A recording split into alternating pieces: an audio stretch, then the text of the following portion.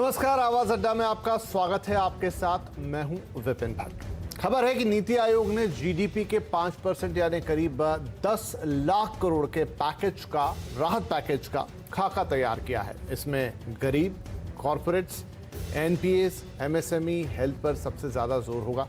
और इन सबसे पहले आज अगर हम बात करें तो आरबीआई ने एक राहत देने की कोशिश की है। और सबसे बड़ी बात जो आरबीआई की आज की राहत में आई है वो राहत से बढ़कर है, वो ये कि आरबीआई गवर्नर ने एक आश्वासन दिया है। उन्होंने कहा है कि ये कोई पहला और आखिरी मौका नहीं है, जितनी ज़रूरत होगी, स्थिति के हिसाब से जितनी मांग होगी, वो कभी पीछे नहीं हटेंगे। यानी संकेत उनके साफ हैं कि जो भी करना पड़ेगा या ज़रूरी होगा वो किया जाएगा, इसमें कुछ भी दूसरा विचार नहीं होगा। तो एक तरह से एक किस्त आज आ गई, एक राहत की कोशिश आज हो गई, लेकिन अब नज़र है सरकार की तरफ कि उनका जो एक रिलीफ पैकेज है जिसकी हम लगातार बात कर रहे हैं, अब वो कभी भी आ सकता है। पर उस पैकेज का खाका कैसे होगा, उसमें प्रायोरिटीज़ क्या होगी, उसका कोई मैकेनिज्म होगा, किस हिसाब से उसे बनाया जाएगा, कैसे लोगों तक पहुंचाया जाएगा और कैसे उसे मॉनिटर किया जाएगा, ये सारी बातें बेहद इंपॉर्टेंट है। और आज इसी पर हम चर्चा करने जा रहे हैं कुछ बेहद खास लोगों के साथ। हमारे साथ कार्यक्रम में शामिल हो रहे हैं बीजेपी के प्रवक्ता सैयद जफर इस्लाम, सीआईआई के प्रेसिडेंट विक्रम किर्लोस्कर हमारे साथ होंगे, एसोचैम के प्रेसिडेंट निरंजन हीरानंदानी जी हमारे साथ हैं, सीआईआई मैन्युफैक्चरिंग आईसीटी के चेयरमैन विनोद शर्मा जी कार्यक्रम में शामिल होंगे, मार्केट एक्सपर्ट अजय बग्गा हमारे साथ कार्यक्रम में शामिल हैं, फाइनेंशियल एनालिस्ट रवि सेठी जी हैं और हमारे economic policy editor Laxman Roy हैं। आप सभी का बहुत बहुत स्वागत है। तो चर्चा की शुरुआत मैं अपने economic policy editor Laxman Roy से ही करना चाहता हूं, क्योंकि वो लगातार इस पैकेज को रिपोर्ट करते रहे हैं, इसमें क्या संभावित चीज़ें होते हैं वो बताते रहे हैं। और अक्सर मैं आप लोगों को बता दूं कि लक्ष्मण रॉय ये जो सारी खबरें हैं जो फाइनेंस मिनिस्ट्री और उसके आसपास से आती हैं उनकी ज़्यादातर सटीक रहती हैं, बहुत सही अनुमान रहता है। तो लक्ष्मण जी, इसी उम्मीद में हम सबसे पहले आप ही के पास आते हैं। तो अब नीति आयोग कह रहा है कि जो जीडीपी है उसका करीब करीब 5% यानी 10 लाख करोड़ के आसपास का ये पैकेज होना चाहिए।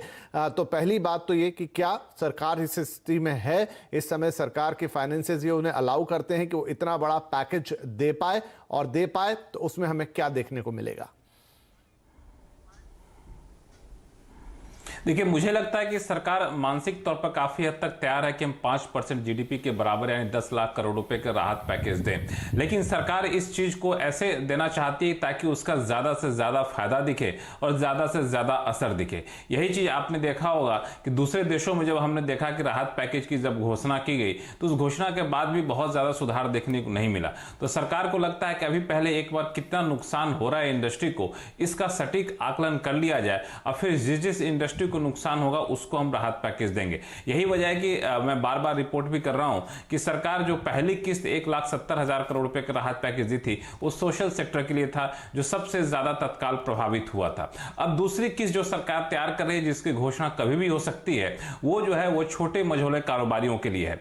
छोटे मझोले कारोबारियों के लिए जो मुझे सूत्र बता रहे हैं उसके लिए सरकार एक अगले राहत पैकेज का इंतजार ऐलान कर सकती है। ये करीब 1.25 लाख करोड़ के आसपास हो सकती है और इसमें सरकार का फोकस होगा वो कारोबारी जो सबसे ज्यादा प्रभावित हुए हैं उनको आसानी से लिक्विडिटी मुहैया कराया जाए, उनको क्रेडिट सपोर्ट दिया जाए, वर्किंग कैपिटल दिया जाए, इस पर सरकार का जोर रहने वाला है। और उसके बाद फिर सरकार आप देखेंगे कि आगे चल के बड़े बड़े कॉर्पोरेट या फिर मैन्युफैक्चरिंग सेक्टर के लिए राहत पैकेज देगी। तो अगर कुल मिला कहें तो 5% के जीडीपी के आसपास के बराबर आप राहत पैकेज देखेंगे, लेकिन एक झटके में नहीं देखेंगे, ये आप किस्तों में देखेंगे जो मुझे अब तक संकेत मिल रहे हैं। और पहली किस्त सरकार दे चुकी है, दूसरी किस्त कभी भी आ सकती है और उसके बाद जैसे जैसे लॉकडाउन खत्म होने की तारीख नजदीक आती जाएगी सरकार वैसे राहत पैकेज का ऐलान करती जाएगी संबंधित सेक्टर के लिए।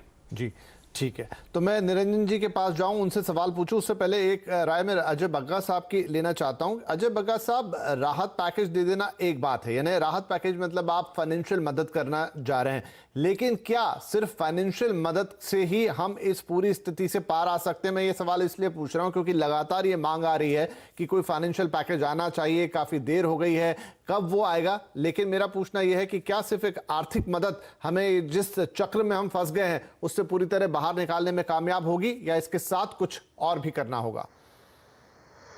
नहीं, पॉलिसीज भी काफी चेंज करने पड़ेंगे विपिन जी, बट अभी प्रॉब्लम क्या है? देखिए, 25% इकोनॉमी चल रही थी जब पहला लॉकडाउन था, तो जनता कर्फ्यू से लेके 14 अप्रैल तक इकोनॉमी का 25% हिस्सा ऑन था। अब 20 अप्रैल को जो रियायतें दी जाएंगी उसके बाद 45% इकोनॉमी का हिस्सा जारी रहेगा। तो 55% आपकी इकोनॉमी 40-45 दिन प्रोड्यूस नहीं कर रही, तो उसका जो खामियाजा है लगभग 20 लाख से 25 लाख करोड़ का इम्पैक्ट है जो लॉस प्रोडक्शन है। और उसमें फिर आप देख सकते हैं कि प्रॉफिट कितना, कैश फ्लो कितना और बेरोजगारी कितना बनता है। तो ये हालत है। मैं पहले कहूंगा कि ये लॉकडाउन अच्छा है, लॉकडाउन करना ही पड़ेगा क्योंकि इससे हमने वो कमर तोड़ी स्प्रेड्स की। तो अगर ये लॉकडाउन नहीं होता तो बहुत बड़ा एक भयंकर प्रॉब्लम हो सकती थी। दूसरा, आरबीआई ने पहली बारी रेट कट और सारे इश्यूज करके और आज जो मॉनेटरी स्टिमुलस 1 लाख करोड़ का फिर से डाला है इकोनॉमी में, वो बहुत अच्छा काम किया है। सरकार ने सर्वाइवल बेसिस पे कुछ रियायतें दी जो 1.7 लाख करोड़ का जो पैकेज था, बट वो काफी नहीं है। अब आपको एसएमईज को बचाना है। तो लक्ष्मण जो कह रहे हैं बिल्कुल सहमत हूं।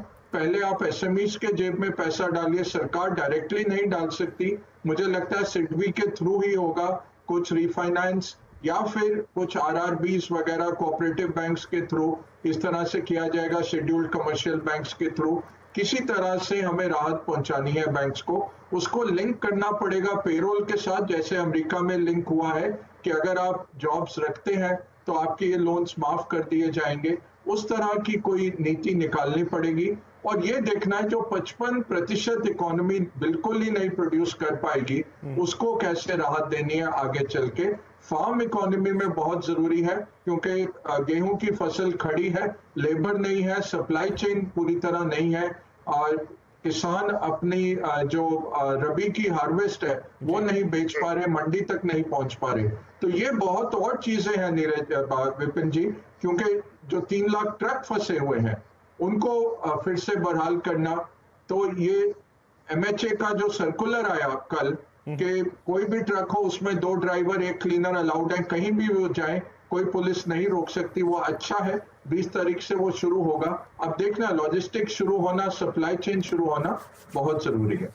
जी बिल्कुल ठीक है। तो बगा साहब का एक असेसमेंट कि 55% आपकी इकोनॉमी इस समय स्टैंड स्टिल पर है और उसका एक बहुत बड़ा हिस्सा बनाते हैं देश के एसएमई और एमएसएमई, उनको रिप्रेजेंट करते हैं एसोचैम और उनके प्रेसिडेंट निरंजन हीरानंदानी साहब हमारे साथ इस वक्त हैं। तो निरंजन जी, खास तौर पे जैसा लक्ष्मण ने भी बताया कि इस बार फोकस होगा जो मझोले मीडियम दर्जे के कारोबारियों और उसका बड़ा हिस्सा एमएसएमई और एसएमईज ही बनाते हैं। आप किस तरह की मदद की उम्मीद कर रहे हैं, क्योंकि जब हम देखते हैं तो एमएसएमईज और एसएमईज की जो प्रॉब्लम्स होती हैं वो थोड़ी अलग किस्म की होती है। जी, मेन मुख्य जो बात की लक्ष्मण जी बताया वो सब इंस्टॉलमेंट्स पे आएंगे, वो बहुत बेहतरीन बात है क्योंकि एक शुरुआत हो गई है, लेकिन इसके जो फैसिलिटीज दे रहे हैं, स्टिमुलस दे रहे हैं, वो थोड़ी जल्दी से करनी चाहिए। इंस्टॉलमेंट में दे तो ठीक है, लेकिन इनको स्पीड जो है, रफ्तार से जो करना है वो बहुत ही आवश्यकता है। तो मेरे अंदाज से इसकी कोई रफ्तार बढ़ाए तो बात सही है।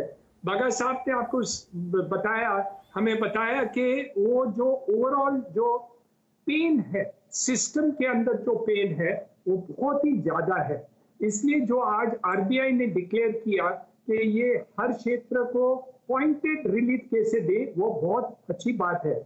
इसलिए मैं 3 पॉइंट देना चाहता हूँ मेन मुख्य, कि एक जो बात है कि जो डिमांड साइड के ऊपर हमें कुछ जोर देने की आवश्यकता है, क्योंकि डिमांड टोटली डिस्ट्रॉय हो गया। आप बिजनेसेस भी स्टार्ट करेंगे तो डिमांड नहीं है इकोनॉमी में, वहां जीएसटी में कुछ रिलीफ देने के हमारे एसोचैम के द्वारा ये सुझाव है कि 50% जीएसटी 6 महीने तक हम राहत दे दें, उसको अनाउंस कर दें, तो इमीडिएटली जैसे इकोनॉमी खुलती है तो ऑटोमेटिकली ये डिमांड क्रिएशन एक हो जाए। दूसरी बात है कि हम समझते हैं कि जो आज राहत दी 1 लाख करोड़ रुपए की आरबीआई के द्वारा, लेकिन दूसरा उन्होंने जो बताया वो बहुत मुझे कुछ समझने में नहीं आई बात। 6.9 लाख करोड़ रुपए रिवर्स रिपो में बैंक लिक्विडिटी मार्केट में नहीं दे रही है। बैंक वापस रिजर्व बैंक में रख रही है 4% में, और अभी 3.75% किया। मेरे अंदाज से ये कुछ बात सही नहीं हुआ, क्योंकि जो एक्स्ट्रा लिक्विडिटी आरबीआई क्रिएट कर रही है वो मार्केट में नहीं जा रही है, वो एसएमईज के पास नहीं जा रही है, वो कंस्ट्रक्शन में नहीं जा रही है, वो इंडस्ट्री में नहीं जा रही है, वो वापस आरबीआई के पास आ रही है। तो मेरे अंदाज से एक कुछ मैकेनिज्म क्रिएट करना है जहां हम बैंकों को दें और बैंक लेंडिंग करें। मेरा एक सुझाव ये था कि शायद सरकार को एक क्रेडिट गारंटी स्कीम देनी चाहिए कि जो एडिशनल लेंडिंग हम कर रहे हैं कंस्ट्रक्शन सेक्टर, एसएमई सेक्टर, जो भी टूरिज्म सेक्टर में जो एडिशनल लेंडिंग कर रही है उसके ऊपर शायद कुछ क्रेडिट गारंटी देने की आवश्यकता है, क्योंकि बैंकों के पास अब भी कॉन्फिडेंस नहीं आ रहा है कि हम ये मार्केट में लेंडिंग करें। और लास्ट पॉइंट जो बहुत इंपॉर्टेंट है वो है नॉन पेमेंट बाय गवर्नमेंट।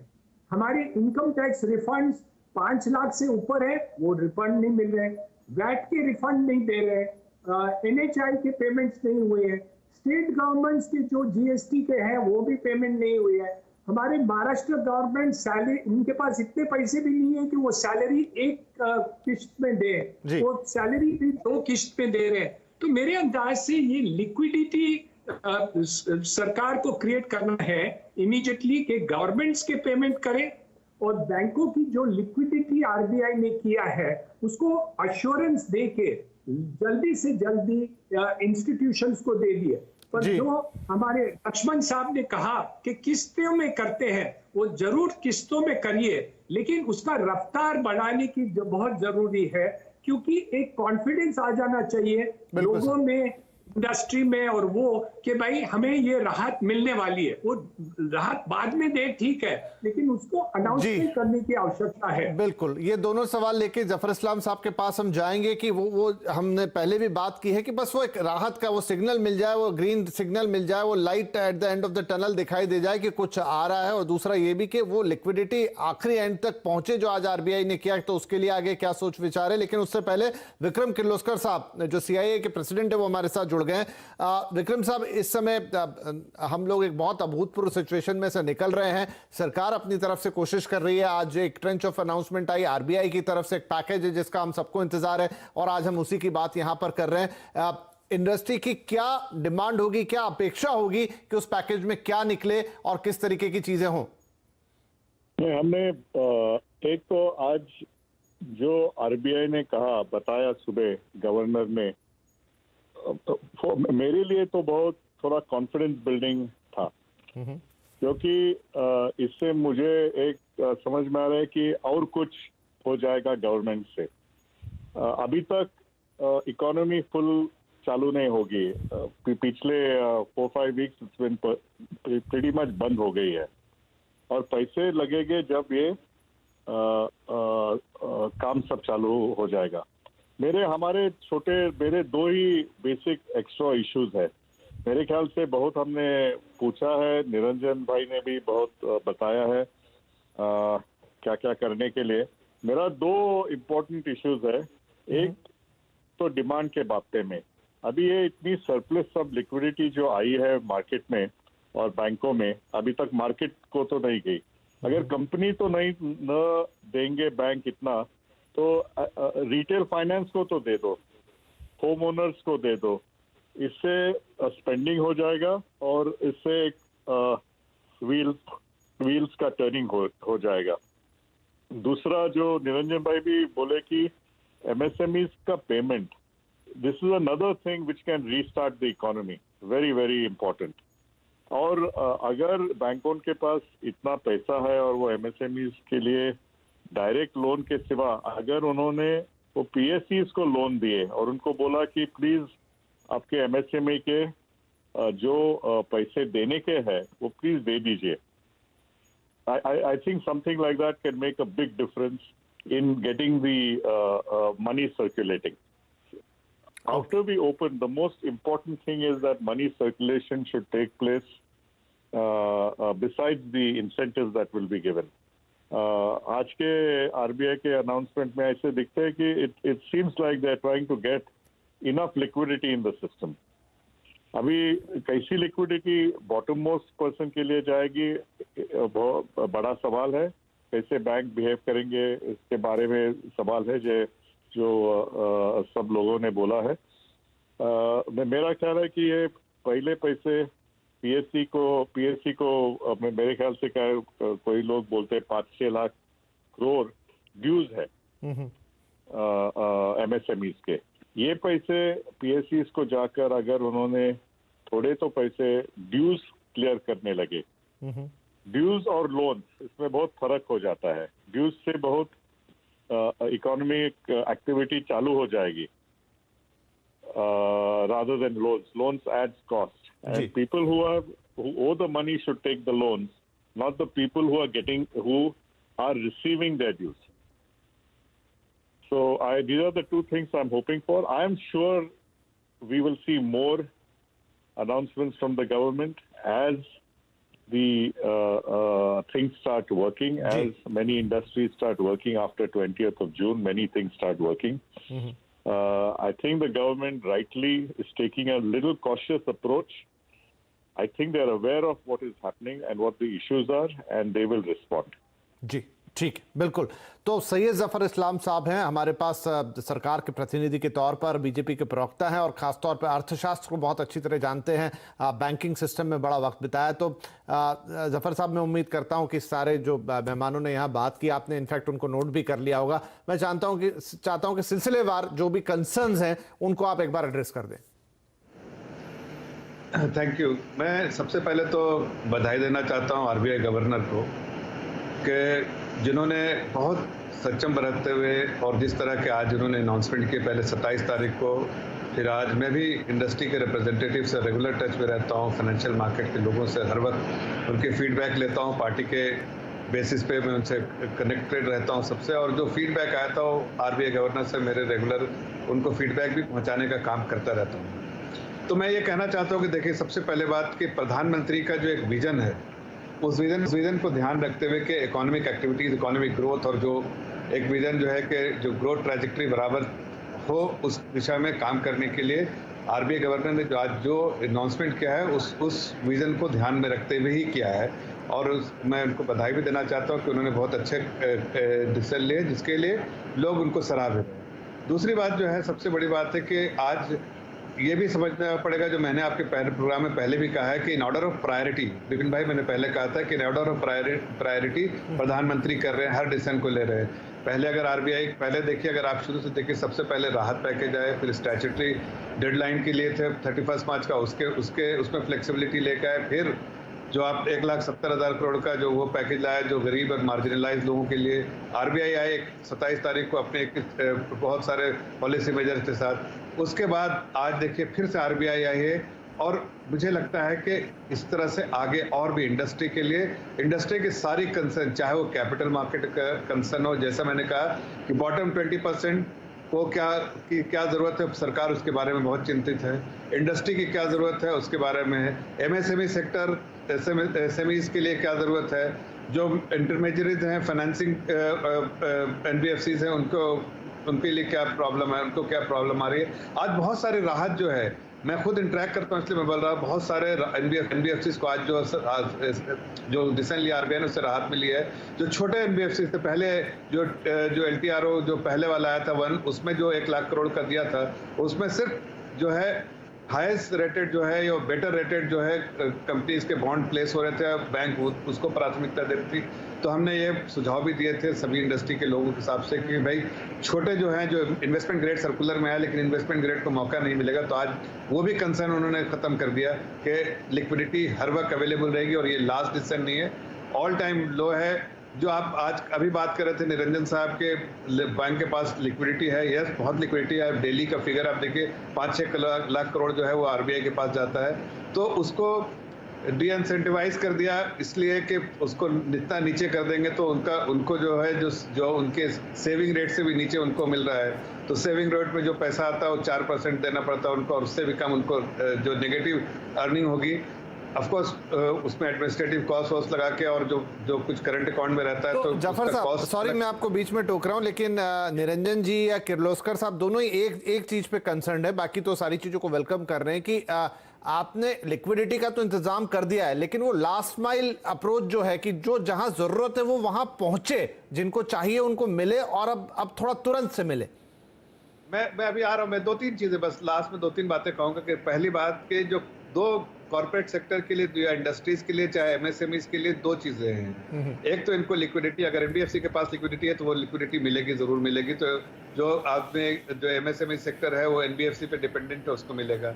दूसरी बात है कि जो बहुत सारी कंपनियां ऐसी हैं जो कि जिनको बैंक अभी इस पोजीशन पे नहीं है, जैसे निरंजन जी कह रहे थे कि वो ट्रेड ऑफटेक में ज्यादा उनका फोकस नहीं है, जो लेजीनेस अप्रोच है उसको ध्यान में रखते हुए आई एम श्योर सरकार कुछ ऐसा स्ट्रक्चर लेके आएगी कि मैं ये नहीं जानता क्या स्ट्रक्चर है, लेकिन हर लोग अपने अपने सुझाव दे रहे हैं और कुछ ऐसा स्ट्रक्चर आएगा जिसमें कॉर्पोरेट को भी, चाहे रियल एस्टेट सेक्टर है, उनकी अगर एक सर्टेन रेटिंग हो और वो नीचे रेटिंग कर्व पे बहुत नीचे जाके भी सरकार सपोर्ट करेगी जरूर। ऐसा मेरी आशा है कि ऐसा कुछ आएगा स्ट्रक्चर जो कि आम कंपनियों को भी लिक्विडिटी मिलेगी, बहुत छोटे छोटे कंपनियों को भी लिक्विडिटी मिलेगी डायरेक्ट वो उसके हिसाब से जो पंप प्राइमिंग बोलते हैं यूएस में, उसको उस तरह का कुछ ऐसा जरूर आएगा, ऐसा मुझे ऐसा लगता है, ऐसे मैं सोच मेरी है।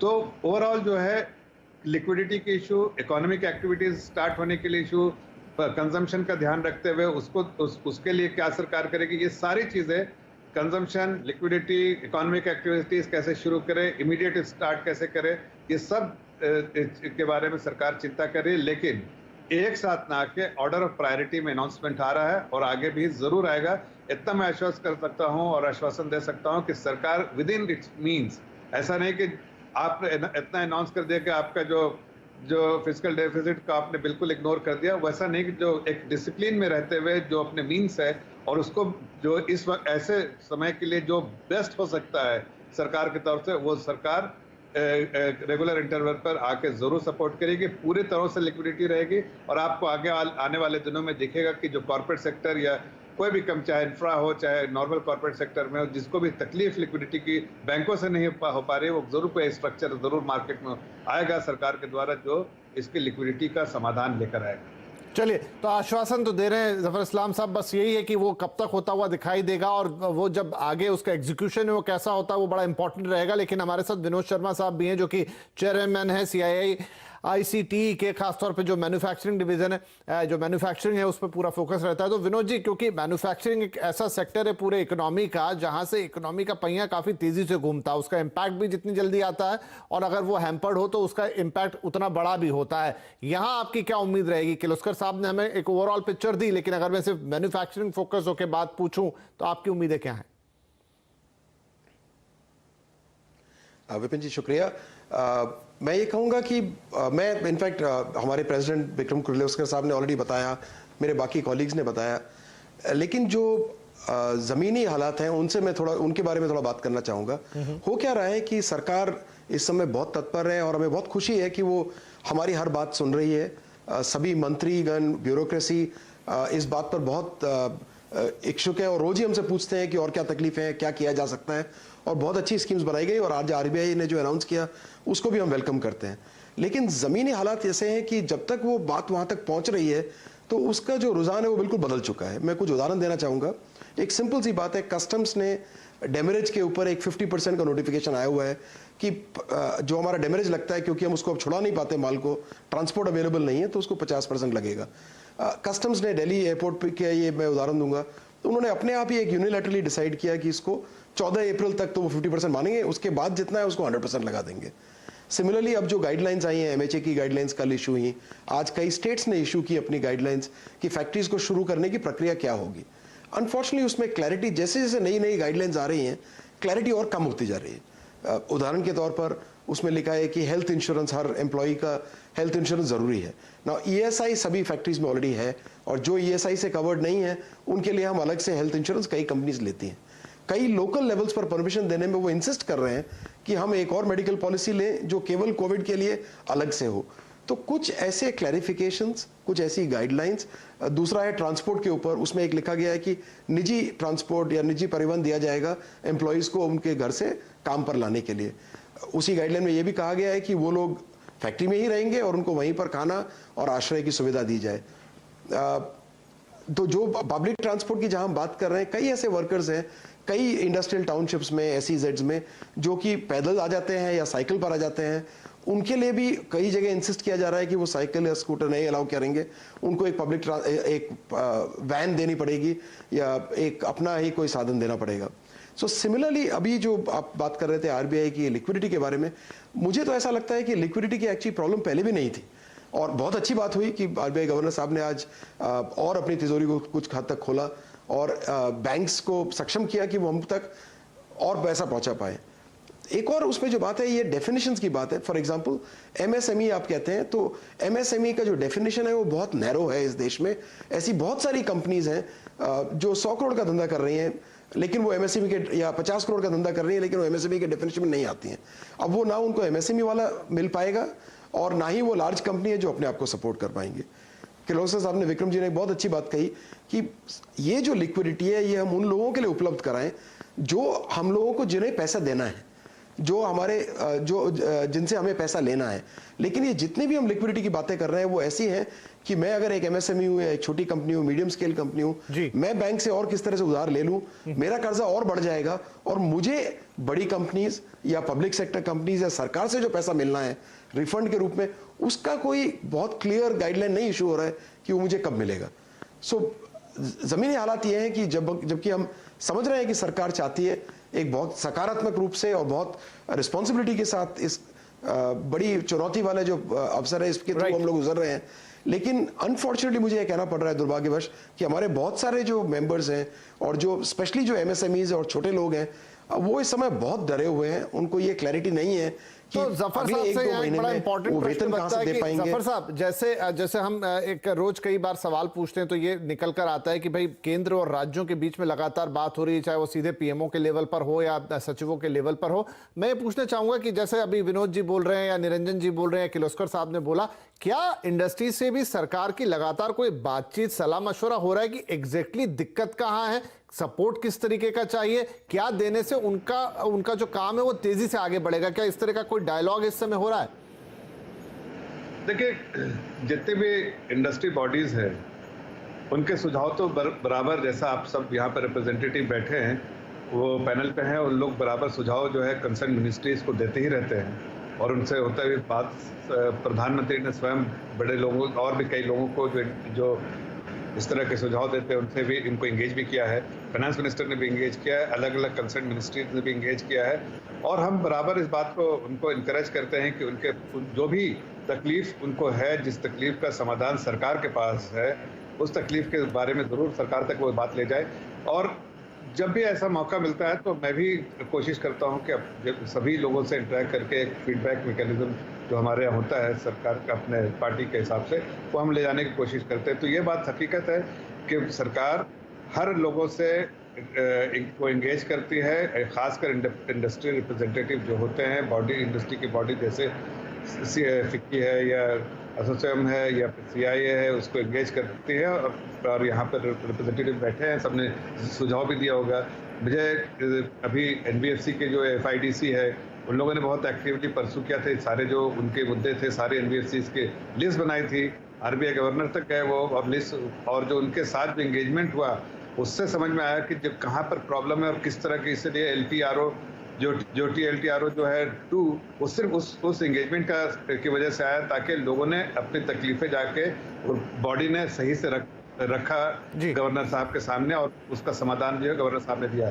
तो मुझे लगता है कि सब एंगेज करें और वो उसका समाधान भी सरकार लेकर आ रही है, जितना उसके रीच में है, जो विद इन इट्स मीन्स है वो लेकर आ रही है। और आगे भी इसका मैं आश्वासन देता हूँ कि सरकार सेंसिटिव सरकार है, सिंसियर सरकार है और जरूर चाहती है कि इकोनॉमिक एक्टिविटीज तुरंत स्टार्ट हो, इसलिए जो भी सपोर्ट चाहिए वो जरूर करेगी सरकार। ऐसा मेरा सोचना है। ठीक है, तो मैं अब ब्रेक लूं उससे पहले एक सवाल है, मैं दोनों ही किर्लोस्कर साहब से भी और निरंजन जी से भी पूछना चाहूंगा।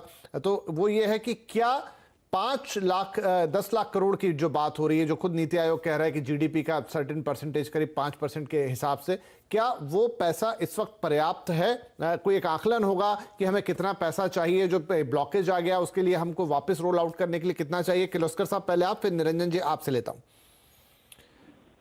हेलो। हाँ जी। See, it's very difficult for me to say how much money you really require. मैं तो इकोनॉमिस्ट नहीं हूँ, मुझे रेटिंग्स वगैरह का समझता नहीं है ज्यादा क्या होता है इसमें। मुझे एक मालूम है कि अगर कंपनियों में ज्यादा डेट होता है तो लॉन्ग टाइम नहीं चलते बराबर। मैं फैक्ट्रीज चलाता हूँ, उससे मुझे मालूम है कि ज्यादा डेट, ज्यादा लाइबिलिटीज हो गए तो प्रॉब्लम हो जाता है लॉन्ग टर्म में। जैसे हम यहाँ से निकलते हैं ये प्रॉब्लम से, हमारे कंपनीज को कंपेटिटिव भी बनना चाहिए। बहुत सरवाइव तो होना ही चाहिए, पर सर्वाइवल के बाद कंपेटिटिव भी होना चाहिए अगर हमको ग्रो होना है तो। राइट। तो मेरा रिक्वेस्ट है कि वो जो निरंजन भाई ने भी बोला कि जो पैसे आते हैं पहले पीएससी से through PSCs repay the creditors and all that. Try to move the money through the system so that all people who owe money to other people are paid through that rather than take fresh loans. That's my first thing. And if you look at the total amounts of all this, I think that's what the kind of package we require. We require package for the daily wage earners and all those, which has to be straight cash, without which they cannot survive. Right, ठीक है। And that we must do. ठीक है sir. Whatever it costs. जी, निरंजन जी आपकी राय। पहली बात है, जो government के ड्यूज बाकी हैं, आईटी की रिफंड्स हैं, वैट के रिफंड्स हैं, एनएचआई के पेमेंट्स हैं, डिस्कॉम की पेमेंट्स हैं, फर्टिलाइजर सब्सिडीज है, और स्टेट गवर्नमेंट्स की जो बाकी पेमेंट्स बाकी हैं, जीएसटी के जो कमिटमेंट किए थे वो बाकी है, वो लगभग 2.25 लाख करोड़ रुपया है। तो वो तो पहले से पहले आज ही देने चाहिए, क्योंकि ये एक गवर्नमेंट की लायबिलिटी है, वो रिकॉग्नाइज है, और जल्दी से जल्दी ये दे दे। दूसरी बात है कि जो स्टिमुलस पैकेज की बात है, वो फर्स्ट राउंड हमने गरीब लोगों को दिया है, वो 500 और 1500 रुपये पर मंथ दे दिया है। मेरे अंदाज से इसको 5000 रुपये मिनिमम करनी चाहिए कि ये गरीब लोगों के पास हो जाना चाहिए। थर्ड, जो फिस्कल पैकेज में नेसेसरी है, वो अपने जो खाने की बात है, तो फूड कॉर्पोरेशन के पास भरपूर खजान में पड़ा है, वो लगभग 10 किलो हर फैमिली मेंबर को देना चाहिए मिनिमम एक महीने की। तो वो, और जो ग्रेन्स हम दे रहे हैं, बाकी के सीरियल्स जो हम देना चाहते हैं, वो दाल हम देना चाहिए, वो इमीडिएटली निकालना है, क्योंकि हमारे ग्रेनरीज खाली हो जाए तो नया जो फसल है वो वहां आ सके। बाकी की जो एडिशनल पेमेंट स्टेट गवर्नमेंट कर रहे हैं फॉर कोविड को फाइट करने के लिए, और वो मेरे अंदाज से हर स्टेट को 5000 10,000 करोड़ रुपया दे दें, तो मेरे अंदाज से ये फाइट जो होगा वो कंप्लीट हो जाएंगे। बाकी जो अमाउंट है वो इंडस्ट्री को एक इनिशियल राहत के तरफ से दे सकते हैं, और बाकी वो पोस्टपोन हो जाएगा, पेमेंट करने के लिए आना चाहिए। जैसे प्रोविडेंट फंड है, वो टेम्पररी कलेक्ट करके वो कंपनीज में यूज करें और उसको कर दें। और लास्ट पॉइंट हम समझते हैं कि एक क्रेडिट गारंटी स्कीम करनी चाहिए, को जो बैंक्स को एक गारंटी दे दें कि वो पैसे जो दे रहे हैं, एसएमईज को दे रहे हैं, इंडस्ट्री को दे रहे हैं, व्यापार में दे रहे हैं, होटल इंडस्ट्री को देंगे, तो लगभग 40% जो एडिशनल अमाउंट आज देंगे, तो ये 7 लाख करोड़ रुपया जो बैंकों में रिजर्व बैंक में पड़े हैं, वो इंडस्ट्री को रिलीज कर दें, व्यापार को रिलीज कर दें, ये सब कर दें, उसका 40% गारंटी कर दें, तो ये लगभग टोटल पैकेज एक 10 लाख करोड़ रुपया जो नीति आयोग ने सुझाव दिया था, कल की बात है कि 10 लाख करोड़ रुपया इमीडिएटली करना चाहिए, ये इश्यू कर दें,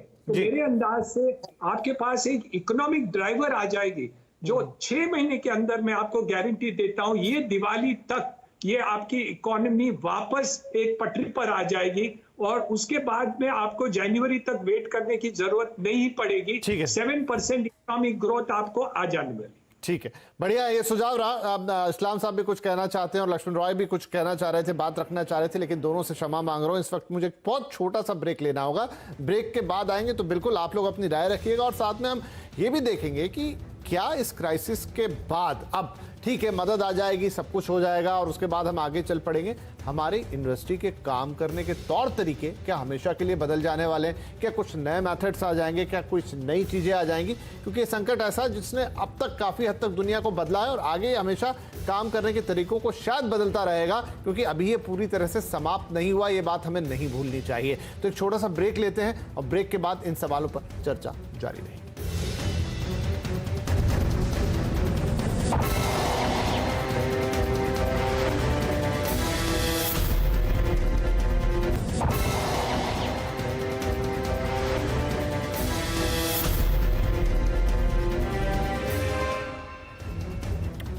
वेलकम बैक, आप देख रहे हैं आवाज अड्डा और आज बात हो रही है कि जो पैकेज सरकार की तरफ से जिसका इंतजार है राहत पैकेज का, उसमें क्या क्या चीज़ें होनी चाहिए। आरबीआई की तरफ से एक राहत की लहर आई, लेकिन अभी बहुत सारी और अनाउंसमेंट का इंतज़ार है और देखना होगा कि वो सब कैसा होता है और क्या मैकेनिज्म के साथ आता है। तो ब्रेक से पहले जफर इस्लाम साहब भी अपनी बात रखना चाह रहे थे, लक्ष्मण रॉय भी, आप दोनों के पास आता हूँ, लेकिन एक छोटा सा प्रश्न लेकर मैं जा रहा हूँ अजय बग्गा साहब के पास। बग्गा साहब, ये जो हम पैसा दे देंगे, अच्छी बात है, सरकार की तरफ से राहत आ जाएगी, लेकिन क्या आपको लगता है कि उसके लिए एक प्रॉपर मैकेनिज्म जो कि तैयार किया भी गया होगा, लेकिन उस मैकेनिज्म के साथ साथ एक उस पूरी चीज को मॉनिटरिंग सिस्टम के तहत भी देखना चाहिए कि हम जो कर रहे हैं उसका इंपैक्ट आपके पास आ क्या रहा है? आपने राहत दे दी, किसी को भूख लगी थी खाना दे दिया, लेकिन क्या उससे उसको पोषण मिला? क्या उससे उसको जरूरी राहत मिली? आगे उससे कितना चल पाएगा? तो कोई एक मॉनिटरिंग सिस्टम भी उसके लिए होना चाहिए।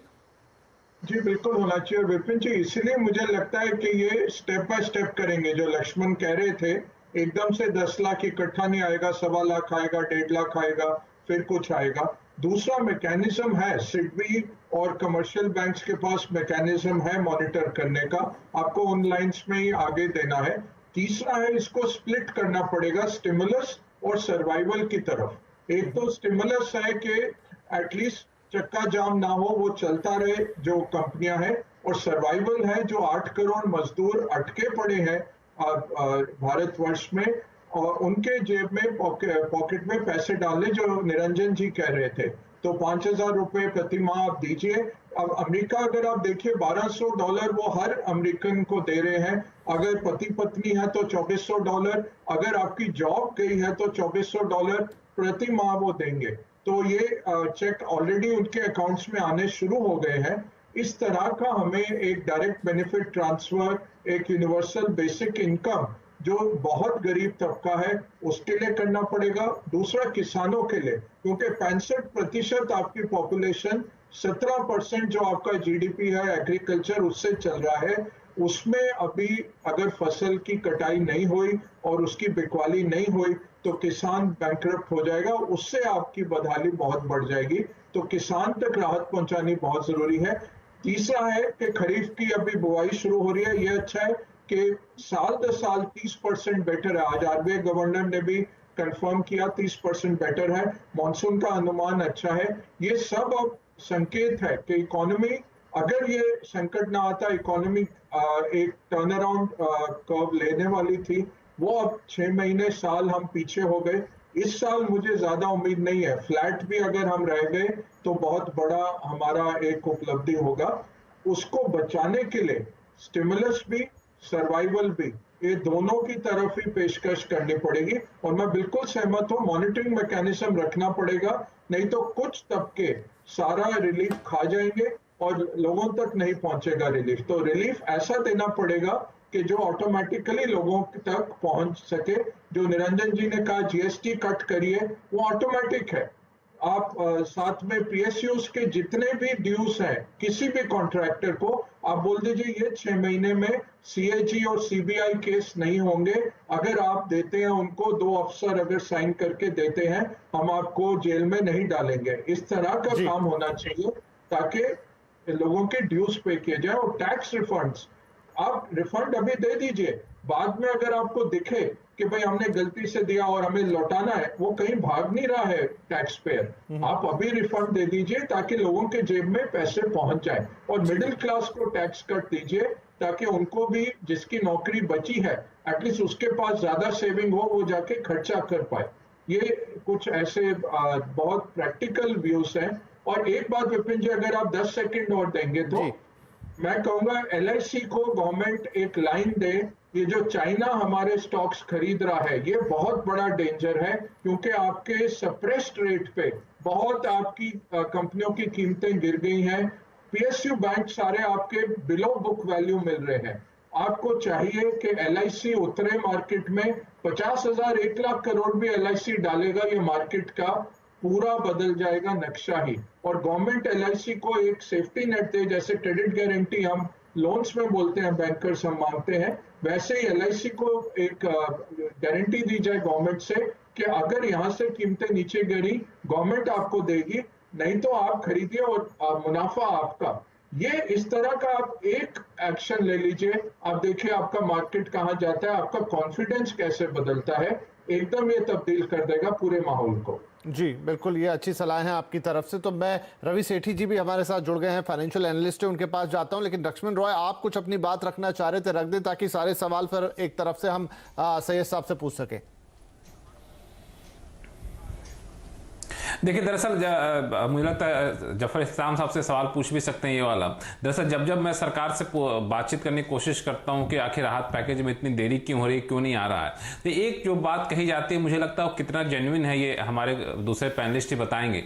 वो ये कि अभी तक ये आकलन ही नहीं कर पाए हैं कि वाकई इंडस्ट्री को नुकसान कितना हो रहा है, या फिर कितना नुकसान होने वाला है, या फिर कहें कोविड का जो असर है वो अभी तक बॉटम आउट नहीं हुआ है। इस वजह से हम जल्दीबाजी में कोई राहत पैकेज नहीं देना चाहते हैं। मुझे लगता है कि चूंकि कोविड के मरीजों की संख्या को देखते हुए कि अभी तक वाकई वहां भी बॉटम आउट नहीं देखे हैं, तो शायद ये इंतजार करना ज्यादा अच्छा है क्या कि हम पहले देख लें कि नुकसान कितना हुआ है, उसके बाद उस नुकसान के हिसाब से हम उनको राहत पैकेज देना शुरू करें। और दूसरी बात कि बार बार सरकार के अलग अलग तबके से भी और कई अलग सुझाव भी आए हैं कि आप जो असंगठित क्षेत्र के लोग हैं, और नीति आयोग ने भी सुझाव दिया है कि ऐसे लोगों को आप वेज सपोर्ट करिए, हो सकता है उनके सैलरी का 50% आप लोन के तौर पर दीजिए, 50% सब्सिडी के तौर पर दीजिए। नीति आयोग ने तो 3,10,000 करोड़ रुपए देने की बात की है, तो ये कितना फिजिबल है ऐसा कर पाना?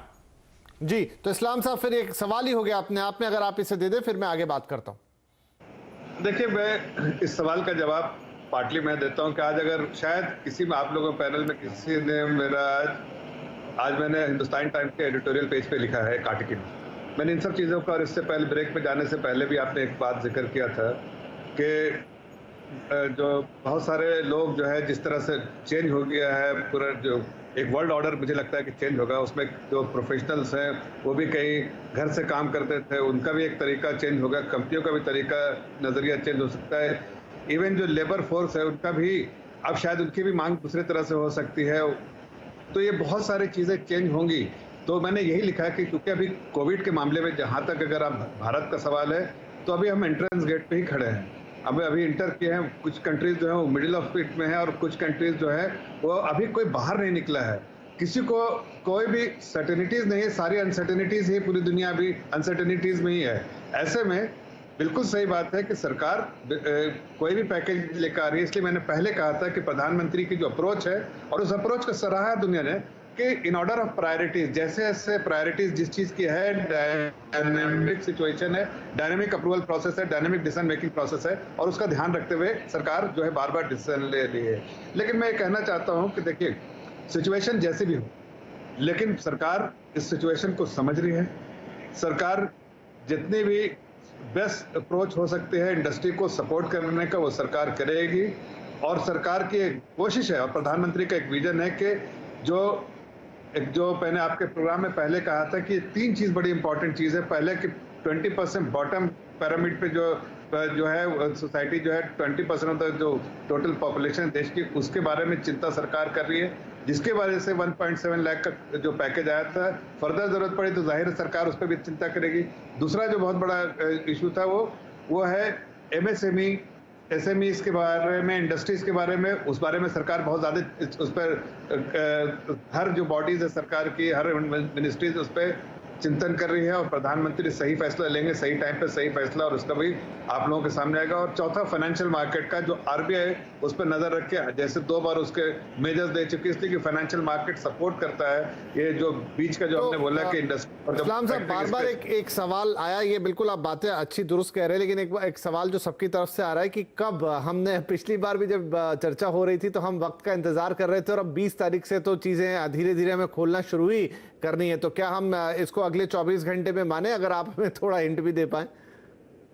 नहीं, देखिए, मुझे मैं इतना जरूर कह सकता हूँ कि पिछले बार जो पिछले प्रोग्राम में मैंने आपको कहा था कि, और उससे आज अगर देखिए तो RBI का एक और अनाउंसमेंट आया है, कुछ पॉलिसी मेजर्स आए हैं। कल उस दिन लोग NBFC के पूरी बॉडी परेशान थी कि उनका डिफॉल्ट हो जाएगा, उनका NPA हो जाएगा, उनके पास लिक्विडिटी की प्रॉब्लम है, उनकी बहुत सारी समस्याएं जो RBI से जुड़ी थी ठीक हो गए, सेबी से कुछ जुड़ी वो भी ठीक हो जाएंगी। तो वो ये प्रोसेस है। मैं सिर्फ इतना कह सकता हूँ कि सरकार चिंतित है इन सब चीजों को ध्यान रख रही है, और जिस तरह के डायनेमिक सिचुएशन है, चेंज हो रहा है, उस तरह सरकार भी नजर रख के सही फैसले सही टाइम पे उसकी घोषणा करेगी, ताकि का पूरा फायदा इंडस्ट्री के लोग ले पाए। राइट। रवि सेठी साहब भी जुड़ गए जो फाइनेंशियल एनालिस्ट है। सर, थोड़ा सा देरी हो गई आपके जुड़ने में, अब जो भी कारण रहे, थोड़ा टेक्निकल इश्यूज तो इन दिनों हर चीज़ में चल ही रहा है, तो लिंक्स उतने आसानी से मिलते नहीं हैं। बहरहाल मैं आपसे पूछना चाहूँगा, जो ब्रेक पे जाते जाते मैंने एक जिक्र किया था, और मैं आगे चलते अपने इंडस्ट्री लीडर्स पे भी उस पर राय लूँगा कि अब हम जिस वक्त में आ गए हैं, अब तक हमारे जो तौर तरीके रहे अपने फाइनेंसेस को देखने के, अपनी चीज़ों को देखने के, या अपनी इंडस्ट्री को चलाने के, क्या अब वो बदलेंगे? क्या अब हम एक चेंज मोड में काम करना हमें सीखना होगा, और किस तरीके से हमें आगे बढ़ना है? रूटीन में जो हम काम अब तक करते आए हैं वो तौर तरीके अब हमेशा के लिए हमें बदलने ही पड़ेंगे। जाहिर सी बात है, जो आपने बात की, वो जो हमारा कल्चर रहेगा pre corona culture and post corona culture में डिवाइड होगा। और पोस्ट कोरोना हमें अपने काम करने के तौर तरीकों में बहुत सारे बदलाव लाने ही पड़ेंगे। क्योंकि शायद हमें कुछ रियायतें 20 तारीख को मिल जाएं, लेकिन उसके बाद हमें सोशल डिस्टेंसिंग पे बहुत ध्यान देना पड़ेगा, और उसी के चलते हम अपने तौर तरीके काम करने के वैसे ही बनाने पड़ेंगे। हमें बहुत ध्यान रखना पड़ेगा, क्योंकि कोरोना अभी गया नहीं है। हमें वर्क फ्रॉम होम और ई-कॉमर्स और ऑनलाइन वर्क और वर्क फ्रॉम होम, इस टाइप के कल्चर हम बहुत लंबे समय तक हमारे कल्चर में रहने वाले हैं, और हमें उस हिसाब से अपना वर्क कल्चर चेंज करना पड़ेगा। जी, तो ये थोड़ी मोटी बात हो गई। मुझे लगता है कि यहाँ पर विनोद जी थोड़ा इस पे ज़्यादा विनोद जी, अब मान लीजिए मैन्युफैक्चरिंग ही है, मैन्युफैक्चरिंग का अपना एक तौर तरीका होता है, वहाँ पर तो आप वर्क फ्रॉम होम करा नहीं पाएंगे, और सोशल डिस्टेंसिंग फिर भी फॉलो हो जाए, लेकिन क्या जो ओवरऑल सिस्टम है, मैं थोड़ा सा बड़ा सवाल पूछ रहा हूँ, अगर आप इसे समझ पाए तो क्या उसमें हम एक परिवर्तन देखेंगे, या नहीं हम इंतजार करेंगे कि पूरी तरह से हमें इस कोरोना से कब मुक्ति मिलेगी, कब वैक्सीन आएगा और कब हम आगे बढ़ेंगे? जी बिल्कुल सही। हमारे हिसाब से ये जो चुनौती हमारे सामने आई है, अगर इससे हम सबक नहीं लेंगे तो मुझे ऐसा लगता है कि ऐसी चुनौती फिर से वापस आ सकती है। और ये सबक ये है कि हम लोगों ने सबने केवल एफिशिएंसी, स्पीड और प्रॉफिट को ही अपना सारा मेजर माना था। उसमें अब एक मेजर जो जोड़ना पड़ेगा वो हमारा एनवायरमेंटल कंसर्न है, और हमारे अपने वर्कर्स, अपने एम्प्लॉयज़ और पूरी सोसाइटी के हेल्थ के ऊपर भी ध्यान देना पड़ेगा। दूसरी बात यह है कि कुछ चीज़ें जैसे हमने मैनेजमेंट सीखी हैं, एनुअल बजटिंग हम लोग करते हैं और एक बिजनेस प्लान बनाते हैं। अब वो समय है कि मेरे ख्याल से उसको तो हमें फाड़कर कहीं साइड में फेंकना पड़ेगा, और एक वीकली प्लान पर शुरू में काम करना पड़ेगा, क्योंकि अब जो रियलिटी है कि हमारा जो मेन कंस्ट्रेंट है, शुरू में कैश होगा, कुछ देर के बाद वो डिमांड होगा, और फाइनली हो सकता है वो एफिशिएंसी पर आए। तो अगले 3 से 6 महीने मुझे लगता है कि हमारे काम करने का तरीका, हर कंपनी को एक नया तरीका अडॉप्ट करना पड़ेगा, वीकली रोल ओवर प्लान बनाने पड़ेंगे, और कोशिश ये करनी पड़ेगी कि हर सप्ताह जो हम काम करें वो हमारे कैश कंस्ट्रेंट्स को ध्यान में रखते हुए हो, अपने सारे स्टेक होल्डर्स को साथ में लेके चलें, और सबसे ज़्यादा ज़रूरत है एक अच्छे ओपन कम्युनिकेशन की और ट्रांसपेरेंसी की। दूसरी बात मैं कहना चाहूँगा कि ये बात बहुत चली हुई है आजकल कि पूरी दुनिया अब चीन का तोड़ ढूंढ रही है, एक डी रिस्क जो हम कर रहे हैं, चाइना +1 मॉडल ढूंढ रहे हैं। ये बिल्कुल सही बात है, एक एंटी चाइना सेंटिमेंट भी है और एक ज़रूरत भी है हमको उसको डी रिस्क करने की। लेकिन केवल ये समझना कि पूरी दुनिया हिंदुस्तान में आ जाएगी, ये मेरे ख्याल से एक गलती होगी हमारी।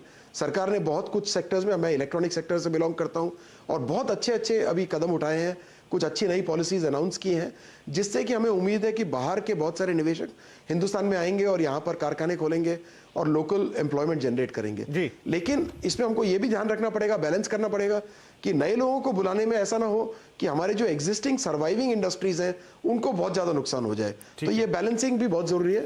तो बट जैसा आपने सही पूछा, बिल्कुल, आप क्योंकि समय बहुत कम रह गया है तो मैं फटाफट पूछूंगा। निरंजन जी, आपकी राय भी बड़ी इंपॉर्टेंट रहेगी यहाँ पे। देखिए, एक तो हो गया कि आप इंटरनली कैसे चेंज होंगे, और मुझे लगता है कि पूरी तरह से जहां से जो डिमांड साइड है, जो लोगों की अप्रोच है, वो भी बदलेगी कि अब वो क्या खरीद रहे हैं, क्या चीजें उन्हें पसंद आ रही है, कहां वो खर्चा करना पसंद करेंगे। तो वो पूरा सिनारियो मेरे ख्याल से बहुत अलग होगा। उस पर आपकी राय? 100% आपका जो फर्क है वो आ ही गया है। हम समझते थे कि हम कहां भी जाके एक मीटिंग करेंगे या किसी को बात करना है तो हमें इकट्ठा एक ऑडिटोरियम में बैठने की आवश्यकता है। आज की तारीख में हमारे एसोचैम नरेटको के द्वारा हम वेबकैम करते हैं तो वहां 3, 4, 5, 6, 7 हजार लोग एक साथ में बातचीत करते हैं। तो एक परिवर्तन ये है। दूसरे परिवर्तन देखिए, हमारे एजुकेशन, हमारे पास 17 कॉलेजेस हैं, 45,000 स्टूडेंट्स हैं। आज के तारीख में हम समझते थे कि ये लॉकडाउन में ये कैसे सिखाएंगे। आज हर क्षेत्र में हम वेबकैम के द्वारा, जूम सिस्टम, गूगल के प्लेटफॉर्म के ऊपर हम ये शिक्षण दे रहे हैं, और ये भी सोच रहे हैं कि एग्जामिनेशन इसके द्वारा हम करें। और हमारी जो प्लानिंग है, हम समझते हैं जो डिजाइन हमारे आर्किटेक्चर टीम है वो एक साथ में बैठ के करते थे, आज वो घर में बैठ के ये सब डिजाइन करके ऑफिस में भेज रहे हैं। तो मेरे आराम से ये प्री कोविड और पोस्ट कोविड एक नया दृष्टिकोण हो जाएगा। और जो फैक्ट्रियों की बात कर रहे हैं, कम लोगों के साथ काम होगा और मोर ऑटोमेशन हो जाएगा। हमारे कंस्ट्रक्शन साइड में मैकेनाइजेशन ज्यादा बढ़ जाएगी। मेरे अंदाज से ये पोस्ट कोविड एक परिवर्तन, बहुत बड़ा परिवर्तन आने वाला है। और एक बार हम समझ लें तो एक अपॉर्चुनिटी हिंदुस्तान के लिए है, भारत के लिए है कि हम भी इसको आगे लेके कैसे करें कि जो चाइना की जो इज्जत कम हो गई है उसको हम कैसे। बिल्कुल, आप सही कह रहे हैं कि ये हमारे लिए एक मौका भी बना देगा। तो यही सवाल मैं रवि सेठी जी के पास। रवि जी, बहुत सारा नेगेटिव है यहाँ, लेकिन क्या इसमें इतना पॉजिटिव देख सकते हैं कि शायद कुछ नई अपॉर्चुनिटीज भी हमें मिलेगी? जी, इसके बारे में बताना चाहूंगा। निरंजन जी ने बिल्कुल ठीक कहा कि हमारे पास अपॉर्चुनिटी है, लेकिन इसके लिए हमारा एमएसएमई के अंदर एक क्लस्टर डेवलपमेंट का एक स्कीम है, जिसके अंदर हम अपनी मैन्युफैक्चरिंग फैसिलिटीज को डिस्ट्रीब्यूटेड तरीके से देश के अलग अलग कोनों में छोटे छोटे यूनिट, छोटे छोटे स्मार्ट टाउन्स जैसे होते हैं, उस तरीके से अगर हम डेवलप करेंगे या जिससे कि डायरेक्टली हमारी माइग्रेंट लेबर को भी फायदा मिलेगा। अगर हम उस रास्ते पे चलेंगे तो हमारे 2-3 जो हमारी परेशानियां हमारे सामने आ रही हैं वो साथ के साथ हमारी सुलझती चली जाएंगी। जिसमें कि मैं चाहूंगा कि एक एग्रीकल्चर सेक्टर जो है उसमें हमें खास ध्यान देना पड़ेगा, और दूसरा लॉजिस्टिक्स। इन दोनों ही सेक्टर्स में हम अपनी माइग्रेंट लेबर को काम दे सकते हैं, जिससे हमारा इमीडिएटली जो हमारी परेशानी हमारे ऊपर आई है वो हम उसका निवारण कर पाएंगे और साथ ही साथ अपनी इकोनॉमी को भी बचा पाएंगे। जी, चलिए, तो मेरे पास अब समय समाप्त हो गया है। मैं एक बार फिर असलम साहब आपसे वही सवाल पूछूंगा जो मैंने पूछा था, आपको थोड़ा परेशान करेगा, लेकिन कब वो हम सुन पाएंगे कि ये पैकेज आ गया है? देखिए, मैंने पहले कहा कि ये सरकार सही समय पे सही फैसले लेकर आएगी और घोषणा भी करेगी। लेकिन चूंकि अभी बात हो रही थी चाइना के बारे में, तो मैं सिर्फ इतना टिप्पणी करना चाहता हूँ कि देखिए, अगर आप पिछले बजट को देखा होगा, सही से उसको पढ़ा होगा, या और उससे पहले के बजट को भी, तो एक आपको डायरेक्शन दिखा होगा कि इस जो 2 बार बजट है वो एक्सपोर्ट की तरफ डायरेक्शन जा रहा है कि हम एक्सपोर्ट लेड इकोनॉमी, ना कि कंजम्पशन लेड इकोनॉमी। तो कंजम्पशन के बारे हाई है हमारे देश में, लेकिन एक्सपोर्ट पे बड़ा फोकस है। और चाइना, ये सिचुएशन जैसा मैंने कहा, न्यू वर्ल्ड ऑर्डर आएगा और उसमें जो प्रधानमंत्री की जो अपनी एक जो कनेक्टिविटी जो उन्होंने पिछले 6 साल में डेवलप की है, और जो फैसले लिए हैं पिछले दिनों में, जो बहुत सारे अहम फैसले लिए, खास के जो इंटरेस्ट जो टैक्स रेट में कट किया है, जो कॉर्पोरेट टैक्स रेट में। मुझे लगता है कि चाइना से बहुत सारी कंपनियां या और चलिए, भी तो ये बहुत एक पॉजिटिव होगा। समय मेरा पूरी तरह समाप्त हो गया, तो कुल मिला के अगर मैं सारी बातों का सार निकाल दूं, बहुत सारी तकलीफें हैं, बहुत सारी दिक्कतें हैं, उसका तुरंत समाधान हम देख रहे हैं कि सरकार की तरफ से एक राहत पैकेज आएगा जो शायद बहुत जल्दी हमें सुनाई दे जाएगा आजकल के अंदर। लेकिन उससे बड़ा यह है कि हमारे तौर तरीके बदलेंगे, लोगों के तौर तरीके बदलेंगे, हमारी इंडस्ट्री के काम करने के तरीके बदलेंगे, और हो सकता है एक पॉजिटिव नोट पे मैं इसे छोड़ूंगा कि हमें इसमें बहुत बड़े नए मौके भी मिलेंगे। बाकी बहुत कुछ समय पे भी छोड़ना पड़ेगा, इंतजार रहेगा कैसे चीजें टर्न अराउंड होती हैं, कैसे अनफोल्ड होती हैं। लेकिन फिलहाल आज आप सभी लोगों का यहां पर कार्यक्रम में शामिल होने के लिए और अपनी कीमती राय रखने के लिए शुक्रिया। नमस्कार।